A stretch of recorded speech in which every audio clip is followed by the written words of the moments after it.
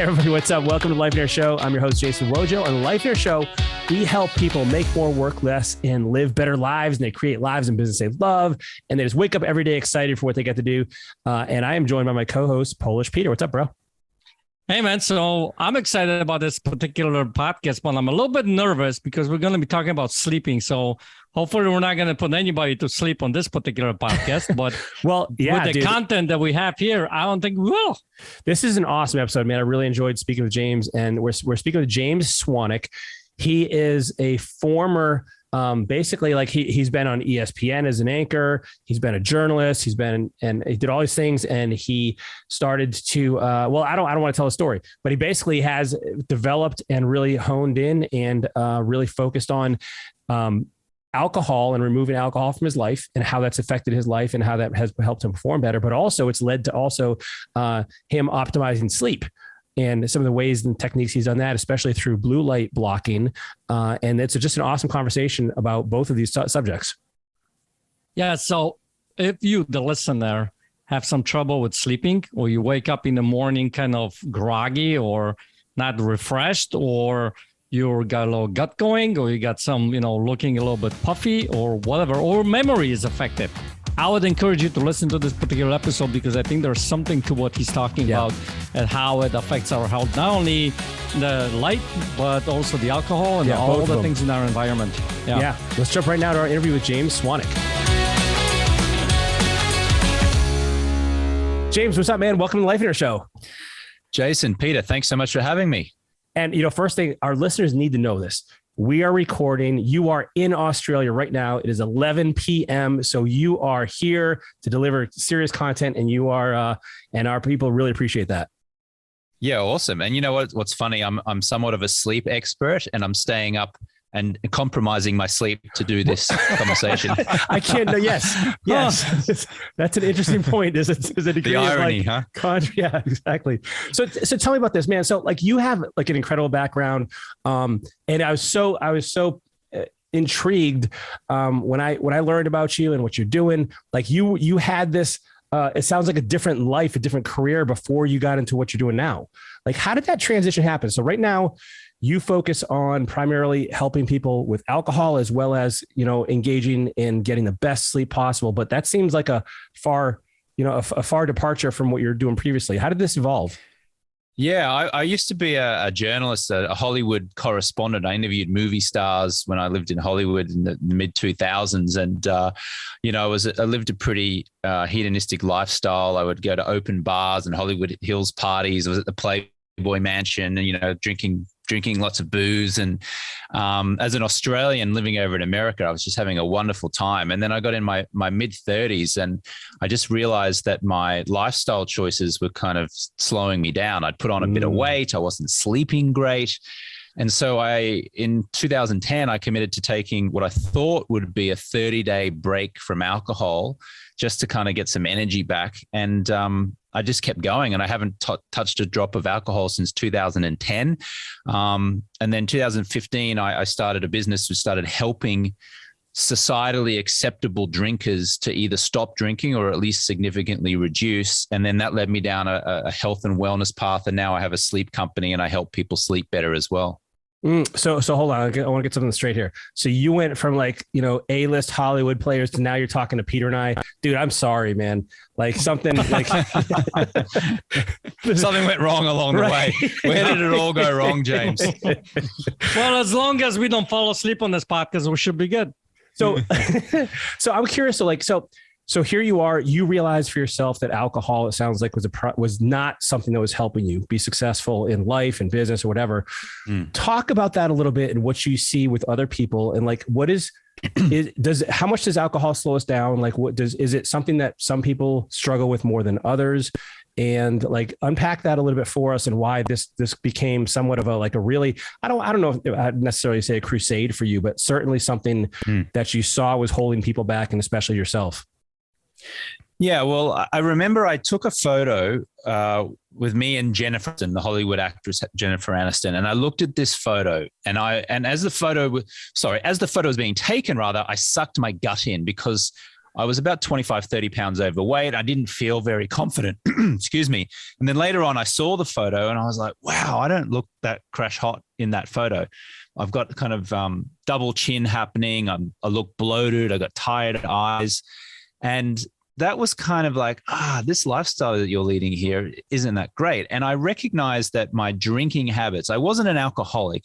I wasn't getting arrested. I wasn't getting DUIs. I wasn't waking up in the gutter. I was a societally acceptable drinker who would have a couple of drinks, each night. And then on the weekends, I'd have a bit more. And if I went to a party, I might drink a lot. But, it was all good natured fun. But I came to realize that alcohol is nothing more than just attractively packaged poison. I mean, it is a toxin. And when you drink it, it compromises your health to the point where it messes with your sleep. It leaves you foggy. It leaves you tired. It leaves you lethargic. It contributes to you storing unwanted fat, which results in you being a little bit overweight and feeling sluggish. And I kind of just changed the lens that I was looking at alcohol through, from this thing that I really desired and almost like worshipped, like society tends to do.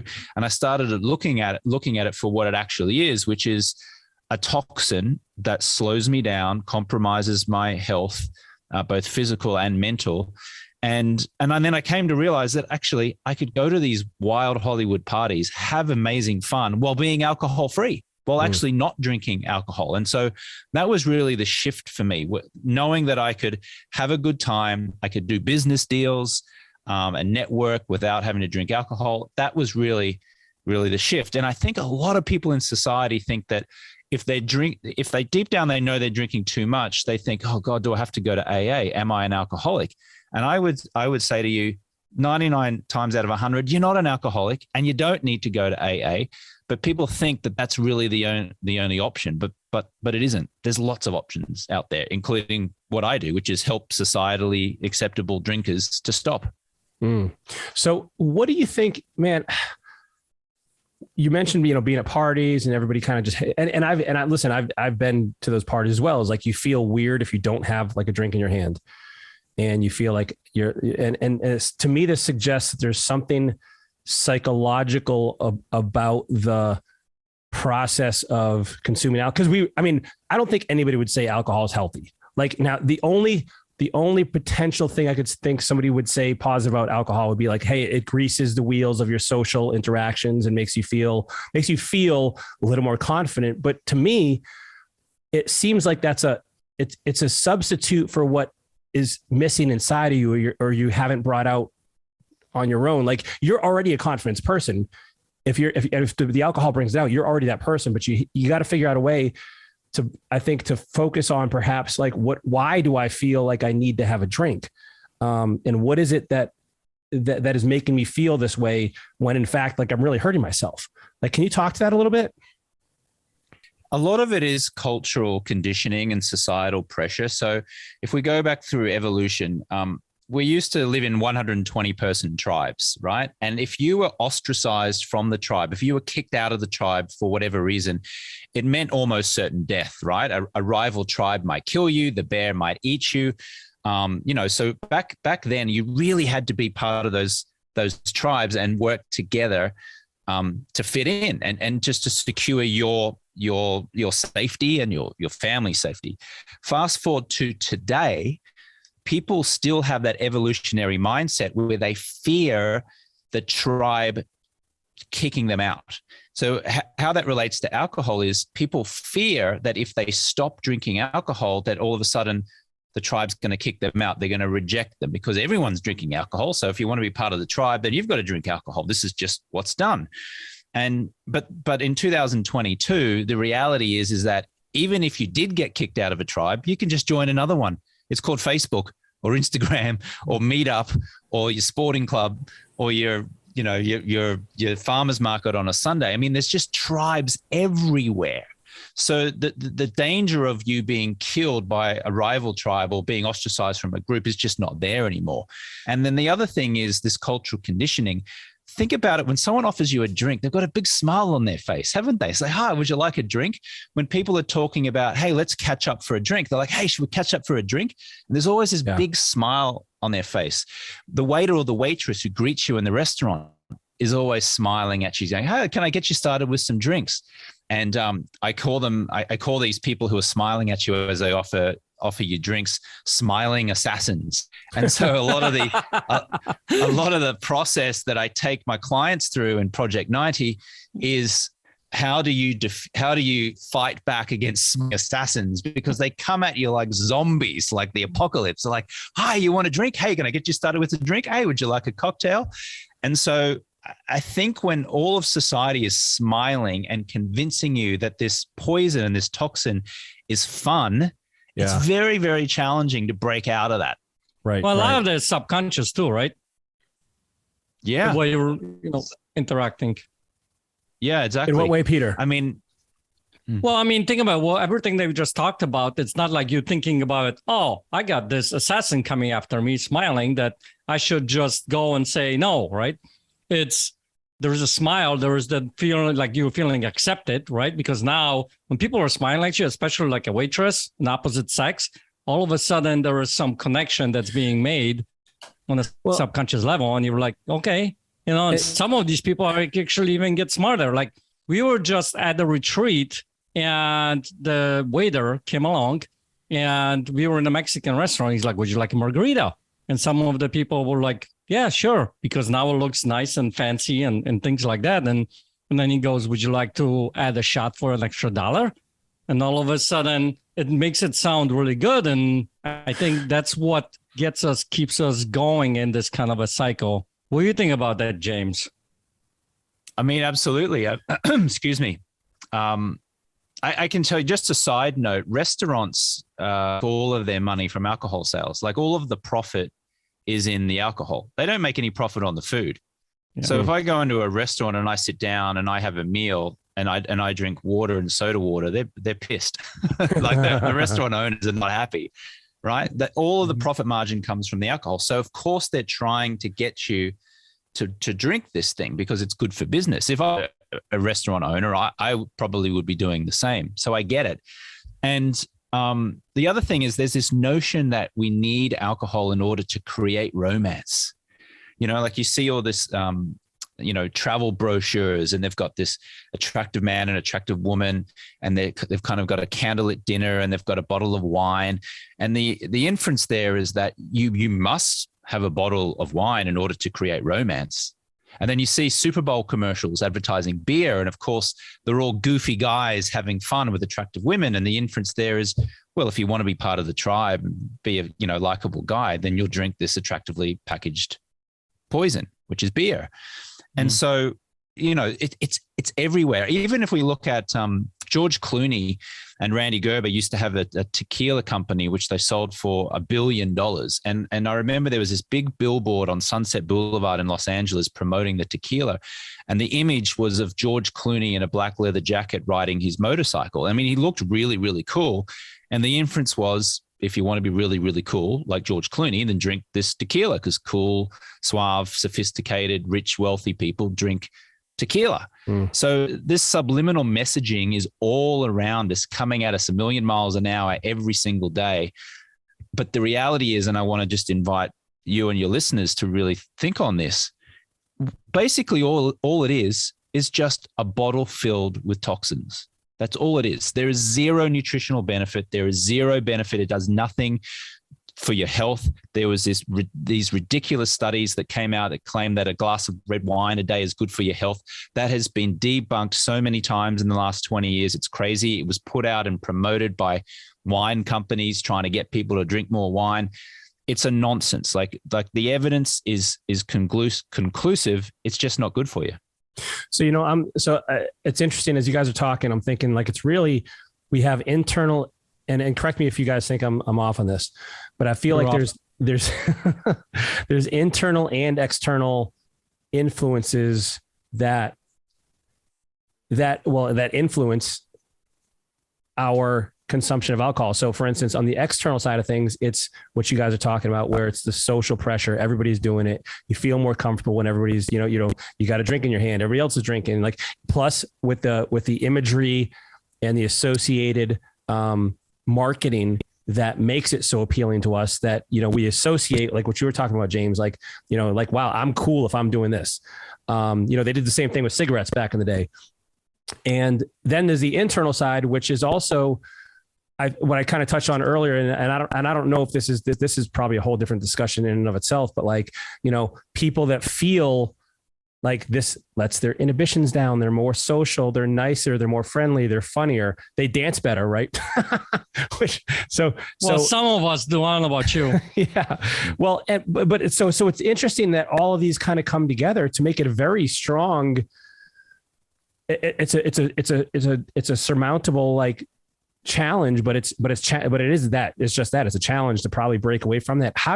What are some of the ways that you help people kind of get away from this? Like, how do you start to peel this away? Is it a matter of just not hanging out with those people or removing yourself from those situations, or how do you get away from it?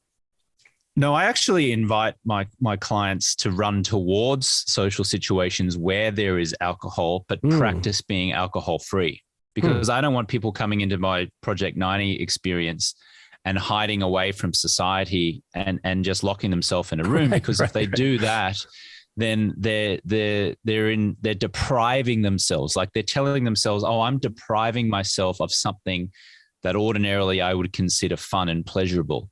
And so they feel like they're in a prison. And what do all prisoners want to do?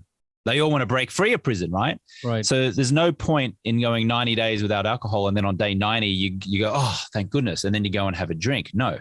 So the idea here is you can have fun being alcohol free. You can generate more energy being alcohol free. You can loosen up and create romance and dance on tables and go crazy if you want while being alcohol free. So that's the first concept. And then I give them practical tools on how to actually do that. Conversation starters for when you're if people are starting to sort of interrogate you about why you're not drinking. And what I say to my clients is, it doesn't matter what you say in response.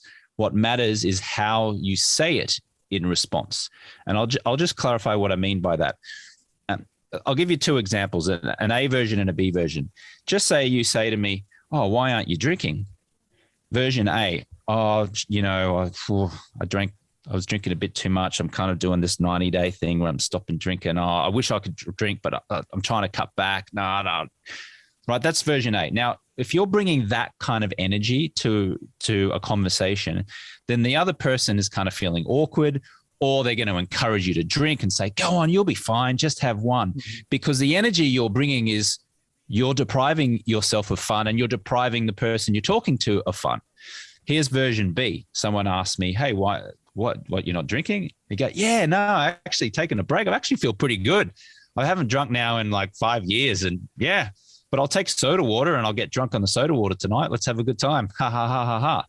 Little joke like that. Like, I'm so confident and self-assured about talking about the fact that I'm alcohol free that the other person or the other people nobody cares. And I mean, if they do care, they're inquisitive for themselves, because they're actually thinking, damn, I'd like to be as cool and confident and have fun without needing to drink this poison, to feel better about myself or to fit in. So again, a lot of what I coach in Project 90 is helping people to feel confident in themselves, owning the fact that they're alcohol free, putting themselves in situations that ordinarily might trigger them, families, Thanksgivings where there's alcohol, and being alcohol free and just owning it and loving it.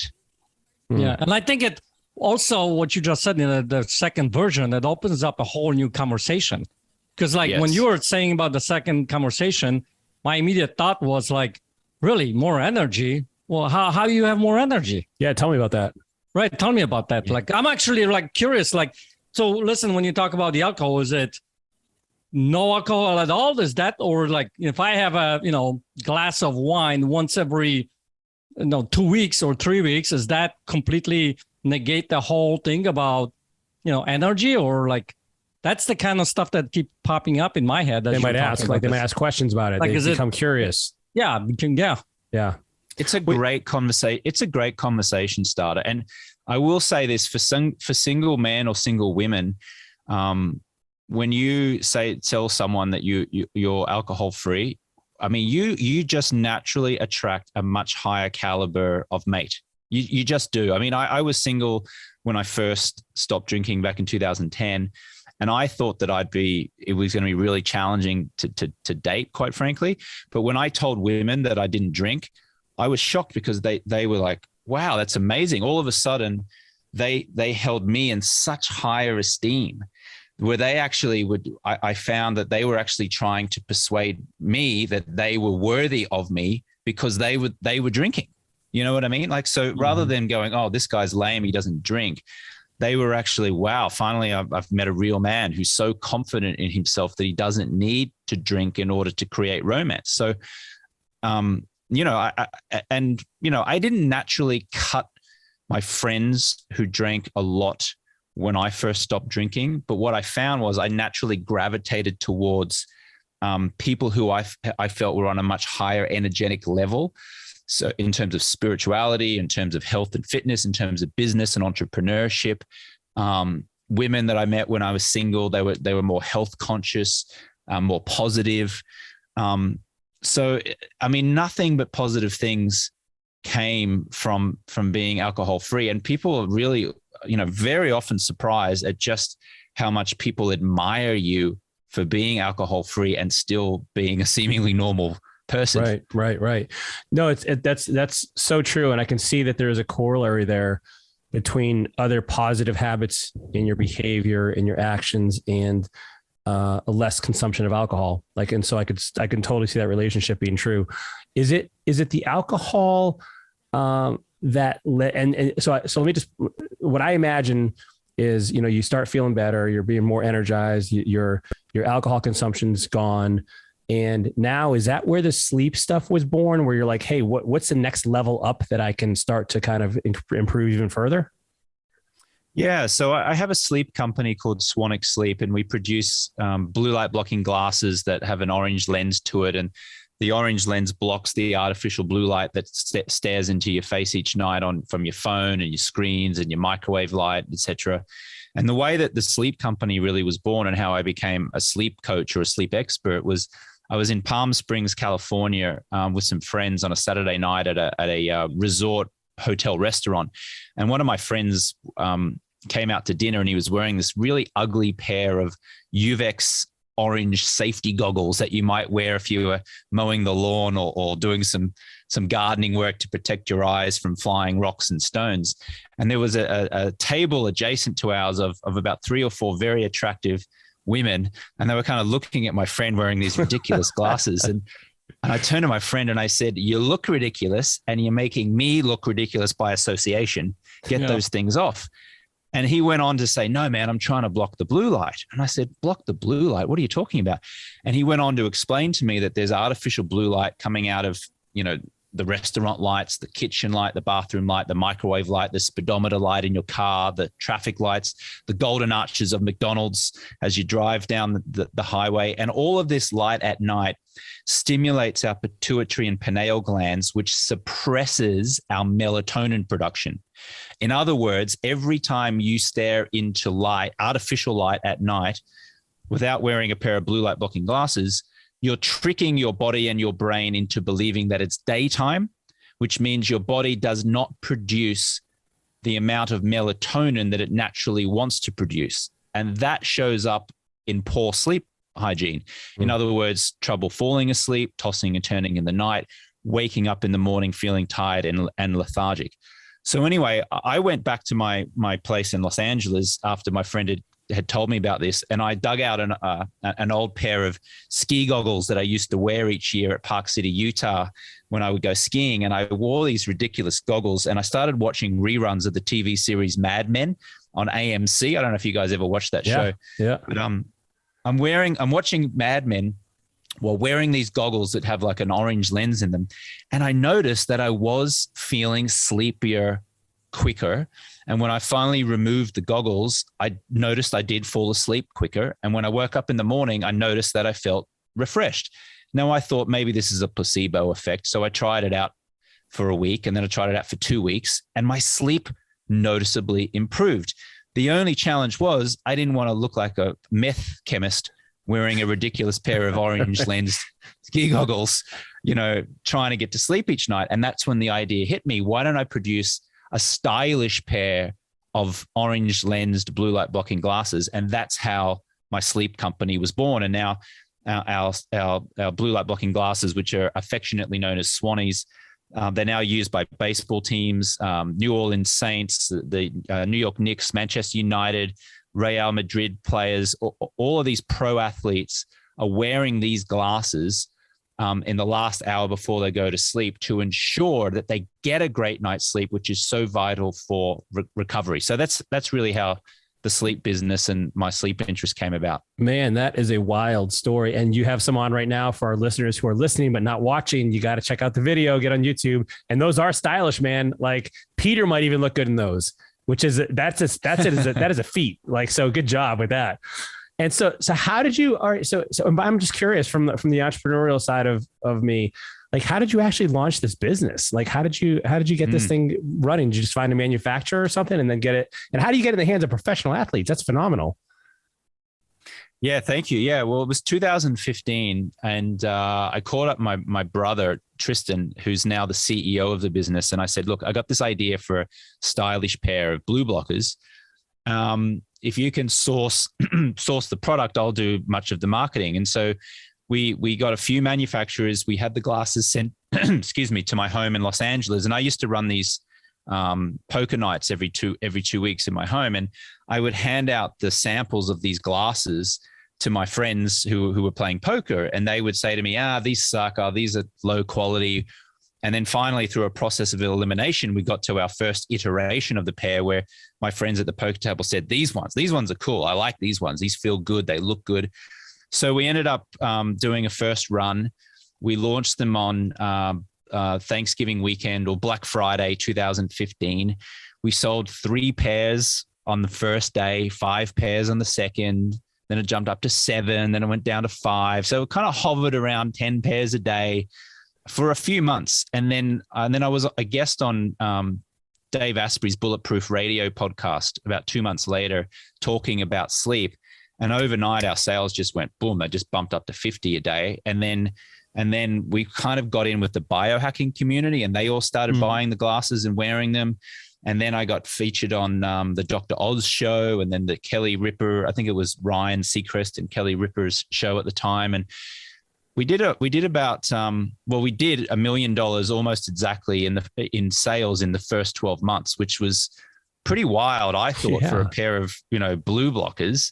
And then it just really grew from there. And then over time, someone from Manchester United saw an article that was written about us, reached out. We ended up sending them a whole bunch of pairs for free. They loved it. And then we thought, geez, maybe we should reach out to some sports teams, which we did. And now sports teams, after we did that for a year, convincing them to try it at least, now sports teams reach out to us. We just sent the entire roster of, I can't remember who it was. Is it the Tampa? What's the baseball team in Tampa? Tampa Rays? Tampa Bay. I think it's the Rays. Yeah. I think the Rays just got a whole bunch for their entire roster. That's awesome, man. Yeah, it was kind of cool. And I also this is a bit of a name drop here, so excuse me. It's kind of like I'm flexing, but Arnold Schwarzenegger. Yeah. Arnold Schwarzenegger wears the glasses. I raised money for his charity, which is called the After School All Stars. And if you raise money for his charity, you get invited to his annual party fundraiser at his home in Los Angeles. And I went there a few years ago, and I very strategically, I have to say, took 2 pairs of my Swannies blue light blocking glasses, and I made sure I was wearing them when I met him, so he would ask me about them. And then I went, "Oh, look, I just happen to have another pair. Here you go." And then, "Hey, can I get a photo with you?" So that is awesome. Yeah, I got this cool photo of Schwarzenegger wearing the glasses and doing a funny video with them, which we've used in a lot of our marketing. Dude, listen, Bojo can sound like Schwarzenegger. So I have a mean Arnold impersonation, but it's probably nothing like the real thing. Dude, that is amazing, man. So what a cool, like, and so do you feel like for the glasses now, I mean, obviously they will help anybody that is having sleep issues, but I'm interested that you found sports athletes, and that did you choose sports athletes because they have an influence on other people, or because you feel like these are people who need that sleep more than perhaps the average person because they have to perform at such a high level? Or was that strategic? I mean, it was strategic after the first couple of sports teams bought the glasses and then had such tremendous success with them. I mean, these professional sports teams now, they have dedicated departments and sports scientists who get paid lots and lots of money to ensure that their star athletes can perform at the highest level. And sleep is the foundation of peak performance. It just is. You must sleep. You must sleep the way that nature intended you to sleep. Otherwise, you are not at the top of your game. So a lot of people have this outdated belief that it's as simple as go to bed on schedule, pop a melatonin pill possibly, but there's so much more to it, including, you know, when you should have your final meal of the day can affect how well you sleep, whether you should have a hot shower or a warm shower in the last 3 hours before you go to sleep. You know, when you should have your final coffee of the day, how much does alcohol affect your sleep quality? There's so many factors that go into sleep. In my personal opinion, based on me studying sleep for 7 years, and I know this, I can be accused of being biased here, but in reality, I have studied this for 7 years. The biggest leverage point that you can have as it relates to your sleep is two things. One, ensuring that you expose yourself to as much natural sunlight within 30 minutes of waking up each morning, because the sun has, your skin, has receptors in it. And when the sunlight hits your skin, it tells your internal body clock, which is known as your circadian rhythm, this is daytime. And what it does is you're then on the clock. So 16 hours later, your body is then going to want to go into shutdown mode and start producing melatonin. So the most important thing you can do first thing in the morning is expose yourself to natural sunlight. And then the second part of that biggest leverage point is blocking as much artificial light at night as possible.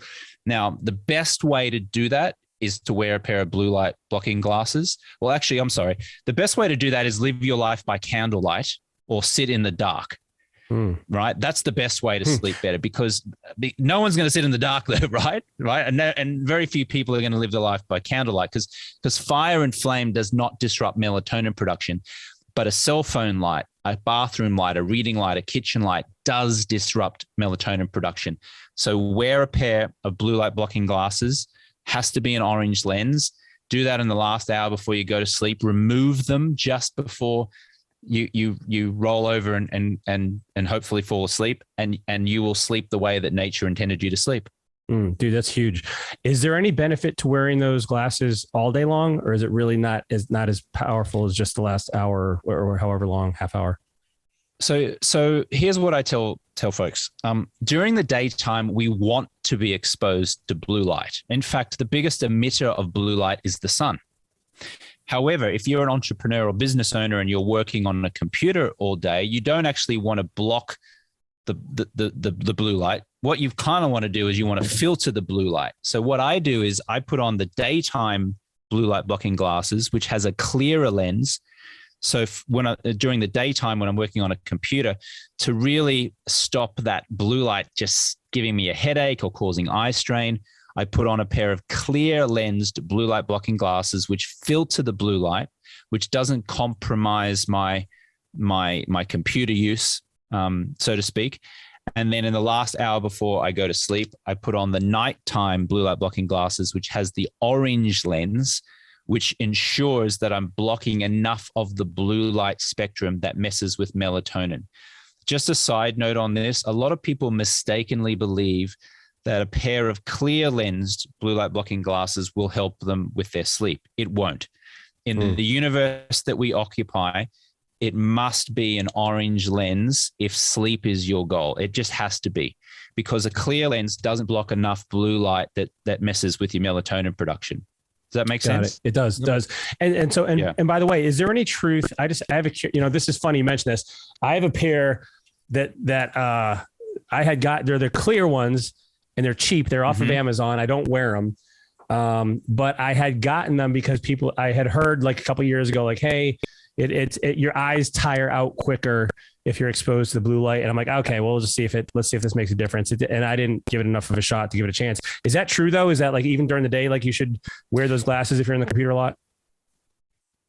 If you're on the computer a lot, because think about it, when you're staring in a computer, we're only about a foot away from the screen. Yeah. And all of that artificial light, if you're just staring into it all day like that, right, that's going to give you eye strain, or it's going to give you brain fog, or it's going to slow you down, right? Because it's blasting in your eyes. I mean, you don't go out and stare into the sun all day. Right. So why are we staring into this artificial blue light every day without protecting our eyes? In relation to the pair you got, they may be just fine, Jason. I don't know. I don't know what brand it is. What I can say is our glasses were studied by the University of Washington and was published in Harvard Business Review and the Journal of Applied Psychology. They actually did a study of a few hundred people, and they gave our glasses to this study group. And the results were profound, quite frankly. 14% improvement in sleep quality from all the 300 participants, and a 9% increase in productivity the following day. 9%. Wow. Now, if you think about that, imagine if you took the United States and you improved everyone's performance by 9%. The whole country you just knock off all of that debt in about a year.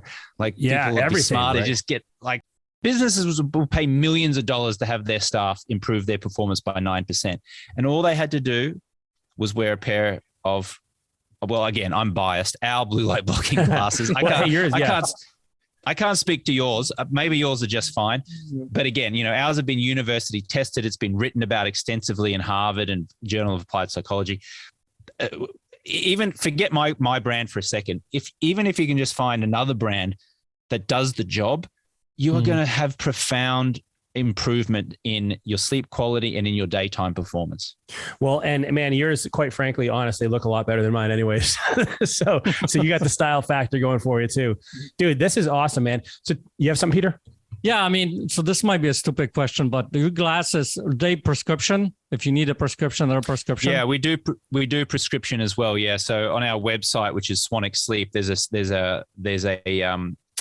an option there where you can actually put your script in and we'll make them for you and send them out. Likewise, we have a pair of fit overs for people who don't want to get prescription made, so that they fit over the top of your existing prescription glasses. Now, these do make you look like a bit of a meth chemist, quite frankly, because you're essentially wearing two pairs of glasses. However, when you would wear the fit overs, at least for nighttime, is usually only going to be in the last hour before you want to go to sleep anyway. So it's probably only going to be your wife or your husband who's going to see you wearing them.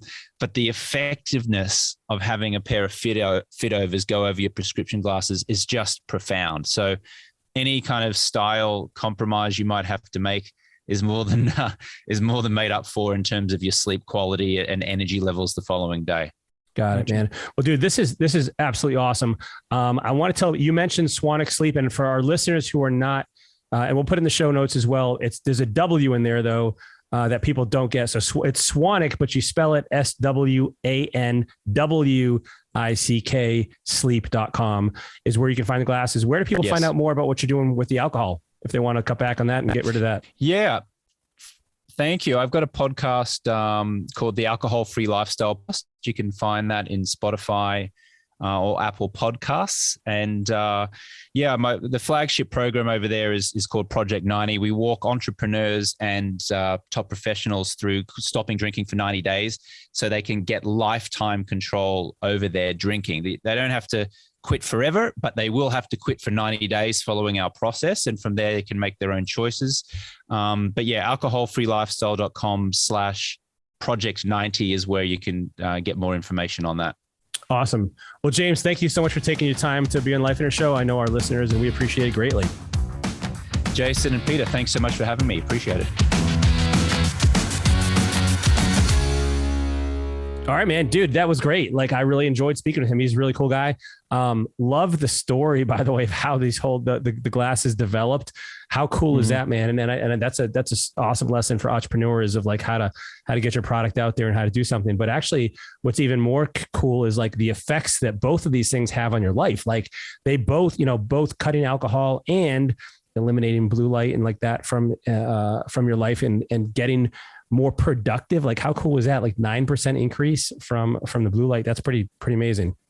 Yeah, I mean, I think like especially 9% that can make a huge difference for you when you are looking to, perform in life. So here's the thing, man. One of the things that occurred for me as we were talking to him is the fact that we don't sometimes think about how the little shifts. I mean, it's not a huge shift. I mean, if you just do an hour before going to sleep, and we're going to see if it actually works, right?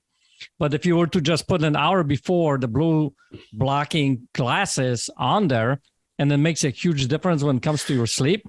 I mean, it's not like a rocket science, you know what I mean? And we start looking a lot of times like we have to make these huge shifts in our life to be able to go and see some kind of difference. Yeah, he said like literally, like you for instance, in this case, we're talking about wearing glasses for an hour before you go to bed. How and he gave some other quick hacks there as well, like being exposed to sunlight upon waking as well. And so you're right, it's these little things, man, and it's so. I think most of life is like that. Like it's the small stuff. It's not the huge stuff that makes the biggest difference. It's over time, consistency as well. And speaking and so I love, I can't wait to find out, about the blue light and see how that effect shows up for me in my life. But speaking of the alcohol too, man, this is interesting because I've noticed for myself, I'm a light drinker. I might have like a beer like once a week, or every other week or something like that. Very infrequently, but I do notice it. Like I feel it now, like where I was younger, like there's something in my metabolism. And I think I've spoken with a lot of people about this as we age. I think alcohol has a more negative effect as you get older. Like somehow when you're younger, you just don't notice it as much. But especially as you get older, you notice it. And so that stuff can really slow you down, I think, if you're not careful. Yeah, well, that for you, I think, is because you're old. That's the only... Dude, you'll be my age someday, and then I'll be older. Right. So, I mean, when you're about to go claim Social Security, I mean, that's what happens sometimes. No, listen, but yeah, I totally agree with you on that because think about it, like how many people, like when they're in their 20s, can feel like they can drink a lot, whereas they're getting a little bit older, right? It changes. So I think there's something to that. But from him talking about alcohol and start thinking more about it, we start thinking, what's more important when it comes to, the performance, the life and things like that, or having that drink. And we start looking at it that way. All of a sudden you start, making different choices, I think. And I love how he was actually doing the different ways of talking with people about it, Yeah. Well, I think the one thing that I think we didn't have a chance to get really into, I brought it up a little bit, is like, I think people have to work on themselves and their belief that like, hey, I'm only funny when I drink, or people like me more when I drink, and I'm more friendly when I drink, and I'm more outgoing when I drink, and all these things, because if there's any truth to that, and I don't know if there is it purely psychological and you just feel more relaxed? Like clearly there's something going on biologically with alcohol, and it affects different parts of our brains and things like that. But my suspicion is that alcohol is kind of, and this, by the way, this is not research. This is just something I made up, and it could be totally wrong. So that's my disclaimer. But I think alcohol is kind of something that makes you more of what you already are, maybe. Beneath the surface, you know what I mean? Like, so if you're like, you've heard the term before, like a mean drunk. Well, my suspicion is that you're probably mean already. It's just, you just hide it because it's not socially acceptable. And you have, you have your boundaries and you have your walls up to prevent that from coming out. Similarly, if you're social and you want to be social, you probably already have that in you. Like, and so do you really need it? Do you need the alcohol to be more friendly and to be more outgoing, especially if there's a price to pay in terms of your physiology and the way you feel and your performance and everything else? I mean, nothing, you know what I mean? Like, so I think that's just something people consider, because I could see that being a hang up for people that want to give up alcohol. I mean, I think there is all kinds of different things involved in that, I mean, there is that mindset stuff, there is a chemical stuff, there is all kinds of different things. Because I mean, listen, your body releases certain chemicals, whether it's dopamine or whatever it is, during those things that you keep wanting to go back to it, right? So, but I think what you're saying, it's probably some truth to it, because from my experience, even like with you, I mean, you don't get any funnier. You don't get any more better looking. You don't get any more. There is a thing called beer goggles. I guess that's that's the only benefit to beer or like alcohol, that people get better looking, I guess. Yeah, right. So I don't know. But I mean, at the very least, maybe you're not ready to give up alcohol, but I think giving it giving it some thought and giving it a try, or at the very least cutting down, like I don't think you'd be disappointed. Well, listen, think about it this way. Those people who are listening to the podcast here and Life on Air people or whoever, if you wrote a vision, I would venture, and you can come to that Facebook page, the Life on Air Facebook page, and tell me if there is alcohol in your vision. Yeah. How many people actually have alcohol on your vision? Like, I drink five drinks per night. Like, right. Right. I don't think most people have. Maybe somebody has like a wine, at the end of the night or something, Yeah. But most people don't have that on their vision, I don't think. So it makes you wonder. Yeah. That doesn't come up. It's totally true, man. Totally true. And James didn't even talk about, this isn't his field of who he's trying to reach, but there's also a lot of negative effects with alcoholism, and things can go downhill pretty quick. And Peter, both you and I have experience in that in our families. So listen, anyway, awesome episode, dude. I love James, awesome guy. I'm totally jealous. Well, dude, I told you I've met Arnold before too. But I didn't have any cool glasses on. And so very, very cool story. And if you got something out of this, please like this episode, like the podcast, share, subscribe, let us know. Here's another thing. We've had people reach out to us and say, hey, you guys should do an episode on this. It'd be really cool for you to talk about this. And here's even a potential guest to consider.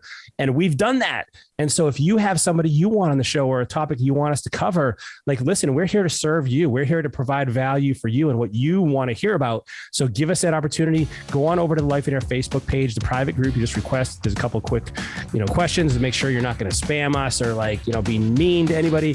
And then we just have awesome conversations, and just hit us up in there if you'd like to see something on a future Life in Air show. Until then, thank you for tuning in, and we'll catch you next time, everyone. Take care.